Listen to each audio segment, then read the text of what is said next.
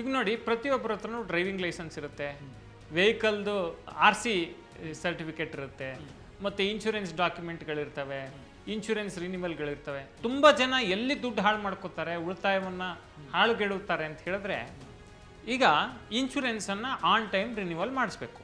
ನೀವು ಮಾಡಿಸಿರಲಿಲ್ಲ, ಏನೋ ಅಪಘಾತ ಆಯಿತು ಅಂತ ಇಟ್ಕೊಳ್ಳಿ, ಆವಾಗ ಇನ್ಶೂರೆನ್ಸ್ ಕಂಪನಿ ನಿಮ್ಗೆ ಇನ್ಶೂರೆನ್ಸ್ ಕ್ಲೇಮ್ ಕೊಡಲ್ಲ.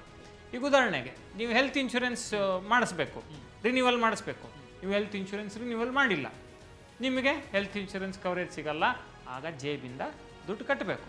ಟರ್ಮ್ ಇನ್ಶೂರೆನ್ಸ್ ರಿನಿವಲ್ ಮಾಡಿಲ್ಲ, ನಿಮಗೇನೋ ಅಪಘಾತ ಆಗಿ ಜೀವಕ್ಕೆ ಹಾನಿ ಆಯಿತು, ನಿಮ್ಮ ಕುಟುಂಬಕ್ಕೆ ರಕ್ಷಣೆ ಸಿಗಲ್ಲ. ಈಗ ನೀವು ವೆಹಿಕಲ್ FC ಬಂದಿರುತ್ತೆ, ಫಿಟ್ನೆಸ್ ಸರ್ಟಿಫಿಕೇಟ್, FC ರಿನಿವಲ್ ಮಾಡಿಸಿರಲ್ಲ, ನೀವು ಹಂಗೆ ವಾಹನ ಓಡಿಸ್ತಿದ್ದು ಸಿಗಾಕೊಂಡ್ರೆ ಅದಕ್ಕೆ ಫೈನ್ ಕಟ್ಟಿಸ್ತಾರೆ, ಅದು ಲ್ಯಾಪ್ಸ್ ಆದರೆ ಫೈನ್ ಕಟ್ಟಿಸ್ತಾರೆ.